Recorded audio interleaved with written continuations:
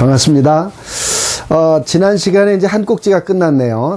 부자들의 상황 리더십에 대해서 우리가 배워봤습니다. 네 가지 꼭지로 다시 나누어서 상황별로 우리가 배워봤습니다. 이번 시간에 같이 공부해 볼 큰 꼭지에 대한 설명을 좀 드릴 건데요.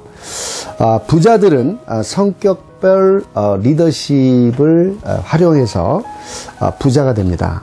그러니까 부자들은요, 성격별로 서로 다른 리더십을 갖고 있고 세상 사람들은 모두가 같지 않다는 것을 이미 알고 그것을 잘 활용하고 있습니다. 그것을 활용한 사람만이 부자가 될 수 있기 때문에 그렇습니다. 자, 그럼 세상에는 어떻게 분류되어 있을까? 정말 많은 툴이 있습니다만 오늘 설명드릴 걸 간단히 좀 요약해보면, 한번 우리 강의를 들으시는 많은 분들이 있을 텐데 한번 본인의 사례를 들고 가지고 한번 손을 들어보시면 어떨까요? 친구들과 함께 모였을 때 나는 주로 이야기를 한다, 듣는 편이다. 어떤 쪽이세요? 이야기를 한다? 손 들고. 이야기를 듣는다? 손 들고. 두 가지를 다 왔다 갔다 헷갈리시는 분도 있을 거예요. 아마도 그 두 가지가 적절히 갖고 계신 분이라고 할 수 있겠죠.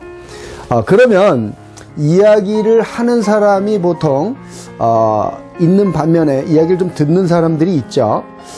세상에는 이렇게 이야기를 주로 하는 사람이 있고요, 편한 사람들끼리 모였을 때 주로 듣는 사람이 있습니다. 그런데 이것만이 아니겠죠. 이것만이 아닙니다. 세상에는 사람들이 모여서 우리가 악수를 하고 인사를 합니다. 그죠? 그 인사하는 모습도 정말 다양하죠. 예를 들면 악수를 해볼까요? 자, 만나서 악수를 합니다. 이게 접니다. 상대방입니다. 그런데 악수하려는데 상대방이 손을 쑥 차고 들어와서 아주 힘있게 꽉 눌러주는 이런 악수를 하는 사람들이 있습니다. 이런 사람들을 우리는 주도형이라고 하죠. 두 번째 경우 볼까요? 반대의 경우인데, 악수를 하려고 제가 다가갑니다. 그런데 갑자기 손만 싹 하고 마치 도망가버리는 아주 짧은 순간에 스치고 지나가는 듯한, 최소의 면적으로 아주 짧게 만나려고 하는 이런 사람들이 있습니다. 스킨십을 싫어하는 사람들이라고 할 수 있어요. 이런 사람들을 우리는 신중형이라고 말할 수 있습니다.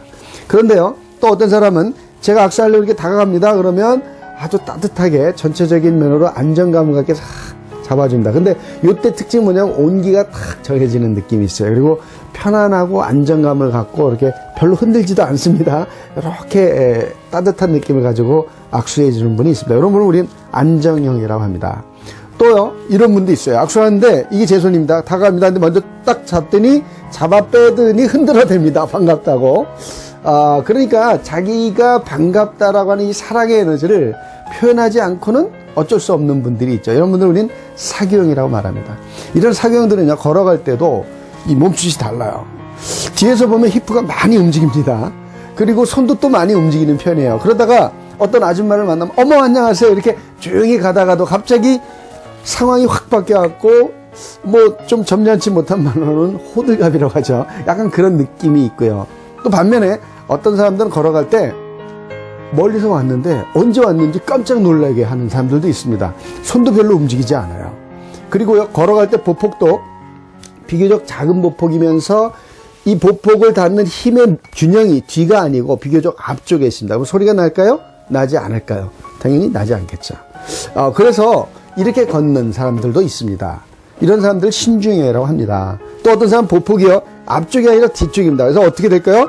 쿵 이렇게 걷겠죠. 이런 사람들이 있어요. 걸어갈 때 보면 특히 이 나무로 된, 그죠, 마루를 지나갈 때는 소리가 엄청 나겠죠. 이런 사람을 우리는 주도형이라고 합니다. 주도형은 영역 표시를 한다, 이런 느낌을 가지면 아마 이해하실 텐데 아주 쿵 이런 느낌을 가지고 걷죠. 반면에 비교적 안정감을 가지고 별로 양반걸음처럼 느릿하지만 안정감을 갖고 있는 안정형도 있겠죠. 이렇게 다양한 걸음걸이, 말하는 그 말의 느낌, 뉘앙스, 이런 것들이 바로 성격과 기질에서 나타나는 것입니다. 우리가 앞서서 배웠던 것처럼 우리 어떤 몸의 장기의 발전 정도, 그죠? 발달 정도에 따라서 성격이 만들어진다는 거 여러분이 이미 배우셨을 거예요. 그렇죠? 그런 것처럼 이런 리더십을, 나의 성격과 기질을 아는 거, 그리고 상대의 성격과 기질을 아는 거, 그래서 내가 어떻게 맞추느냐, 이것이 바로 리더십입니다. 이것을 성격 리더십, 부자들의 성격 리더십이라고 할 수 있겠습니다. 오늘 함께 공부해 볼 것은 이걸 통해서 나와 갈등을 했던 부부간의 관계, 나와 갈등했던 자녀의 관계, 나와 갈등했던 직장에서의 관계, 그렇죠? 더 나아가 우리의 파트너, 그리고 우리의 경쟁업체, 그저 내가 잘 아는 박 사장, 내가 잘 아는 박 대리, 그들은 어떻게 성공했는지 세상의 성격 리더십을 통해서 우리가 함께 공부해 보도록 하겠습니다.